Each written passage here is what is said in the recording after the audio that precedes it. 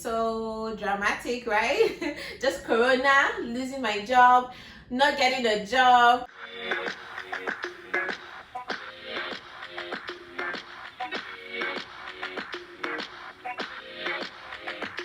Hey guys, welcome to my food and travel lifestyle channel. My name is Chioma.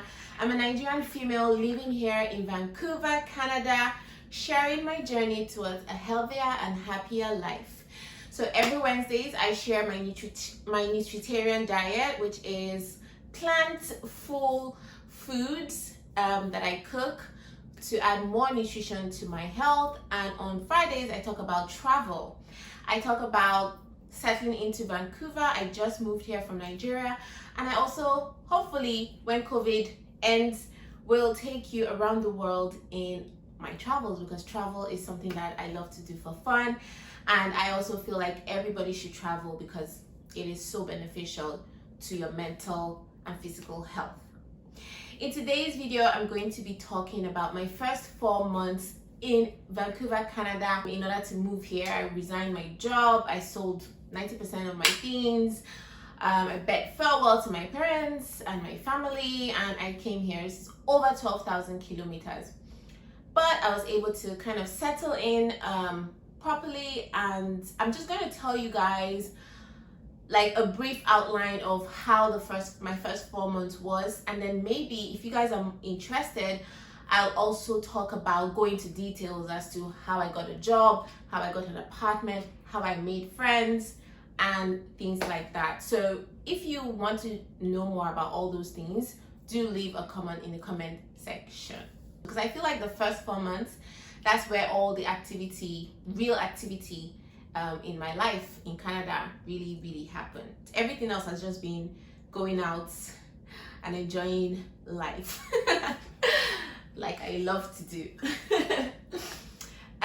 Okay, so I actually got here on 1st of January. I left Nigeria on the 31st of December, and I got here on the 1st of January. I left in the evening in Nigeria, and I got here in the afternoon. So I'm a bit of a romantic, so I really waited till 31st. I got my visa like 3 months before I moved. I just waited. I just said, oh, I'm just going to wait in Nigeria till 31st, and then I'm going to move. My mom actually wanted me to do a soft landing here and then come back to Nigeria and then come back here maybe in 2020.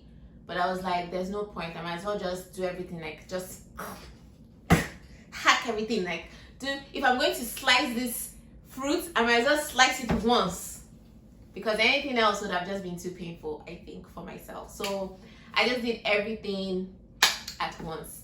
So I got here on the 1st of January, and from Nigeria, I had booked an Airbnb. I actually booked my Airbnb, I think maybe a month before I came. So I think it might have been a little bit cheaper than if I had booked it earlier, like closer to my date of coming. I also booked my flight, I think maybe a month or 2 months before I traveled.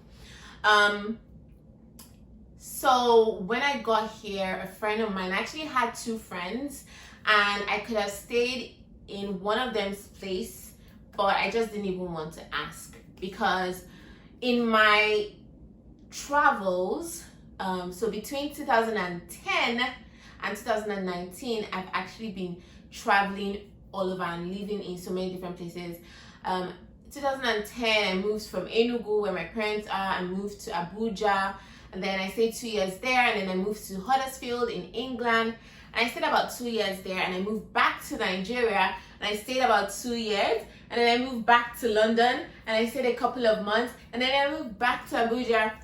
And then from Abuja, I moved to Port Harcourt. So I've been around, and in my travels and in living in different places, the biggest trouble that I have had personally is living with people. So I didn't want to experience living with anybody. I didn't want to do that. So I just booked myself an Airbnb for a month. It cost me, I'll tell you what it cost me in a different video. So I booked an Airbnb for a month, and I came here. So my friend picked me up from the airport, brought me to my Airbnb. The Airbnb lady, just left the key in a safe. So I did, and then sent me the safe number. So I didn't even have to see her. I just opened the safe. I just brought out the key, opened the door, dropped my things, and then left immediately. Went and got myself a jacket and a pair of boots. And I also registered for my SIN as well, because it was also close to the mall. So I was able to do some what's it called, registration. Then my friend took me out to eat.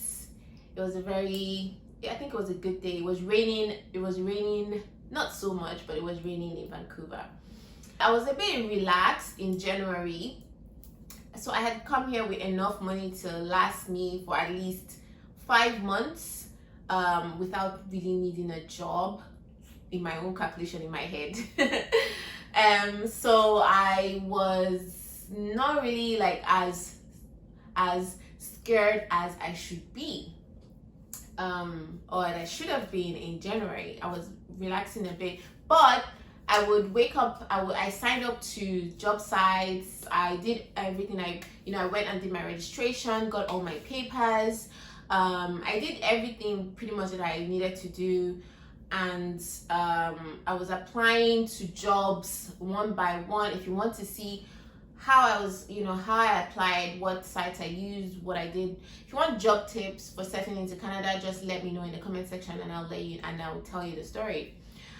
So in the middle of January, I actually got one interview, and I went for the interview, and I didn't hear back from them again till February. And by the ending of February, I started realizing that the money that I thought was going to last me 5 months was not gonna last me anything. So I really needed to get a job. I also couldn't get an apartment, because everywhere that I went to apply for an apartment, they would tell me that I needed a job, or like as huge as $30-something thousand in my account. So luckily for me, I got a second call back from the first job in the middle of February. So they took their bloody time. They took their time to hire me. All this while, it was raining. It was winter in Vancouver, so I wasn't even. Yeah, it was raining and it was winter in Vancouver, so I wasn't even really going out. Luckily for me, the Airbnb that I was staying in for the first 2 months, it had a TV. The lady had put it was a family house, and the lady's family was not around, so she kind of rented out the house. And there was a TV, there was all the channels, there was cookers, there was everything. So it was a really good place for me to spend winter in, and not really feel so stressed. So what else? What else happened? I forgot to mention while recording that while I was waiting for a job, I joined a Women in Tech program, and it was a really good program. I got to meet with Joyce Murray, who is the Minister of Digital Governance in Canada, and I also got to pitch to Microsoft. So it was a really good program that really opened some doors for me. So yeah, February, I got a call back for a second interview. At this point, I was like, you people should better hire me. You better hire me. At this point as well, people were also starting to talk about COVID. And I had already paid 1 month for the Airbnb. I had to extend it 2 months, and I was really getting anxious. I wanted to get my own apartment. So at the end of that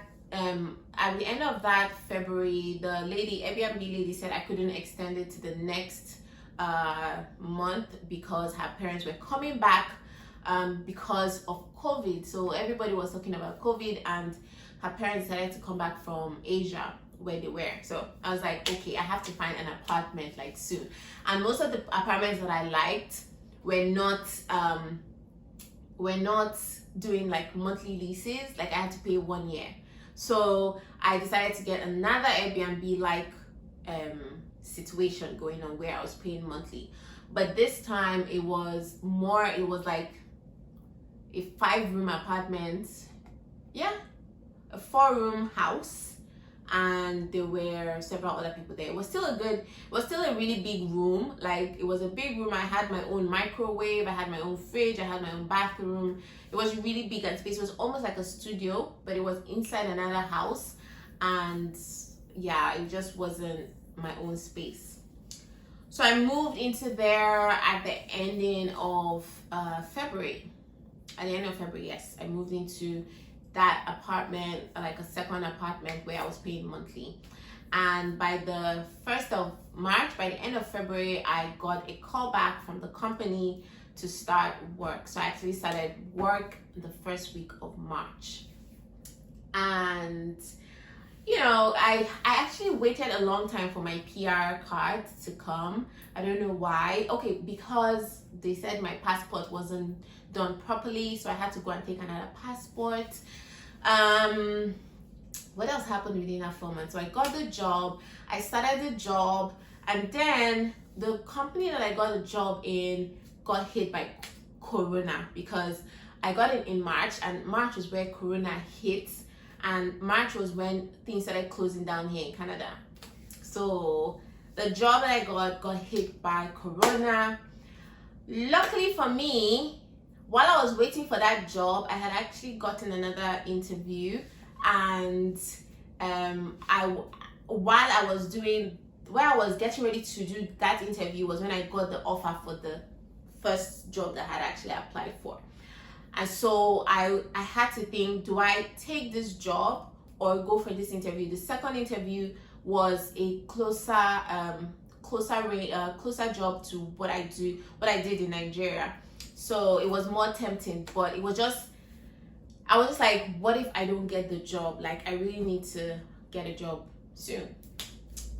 So luckily for me, I would say luckily, because I ended up not going for that interview. I ended up not going for it, and I ended up taking this job.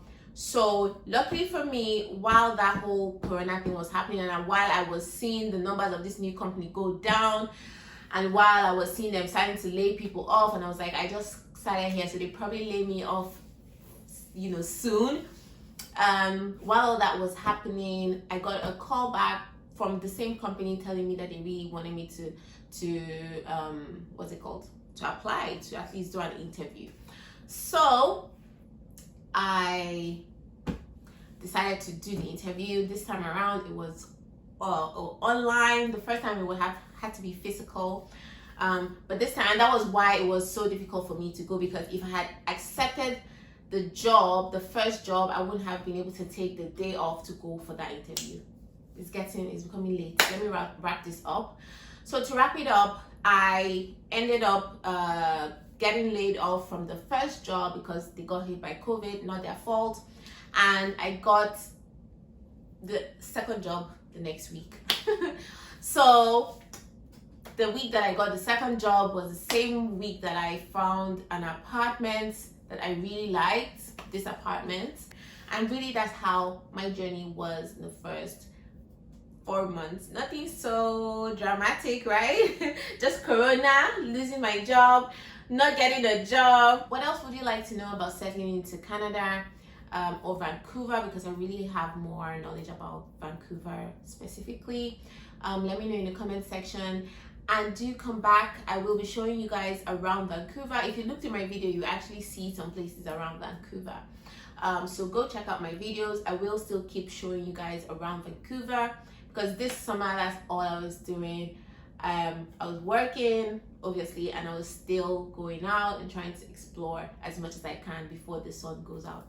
So do come back next Friday for maybe another like a video of somewhere fun in Vancouver. And then on Wednesday, I'm going to be making a really nice nutritious meal for you guys, so you guys should come back on Wednesday as well. Hit the subscribe button, and don't forget that you are beautiful and you deserve a good life. All right, take care. See ya.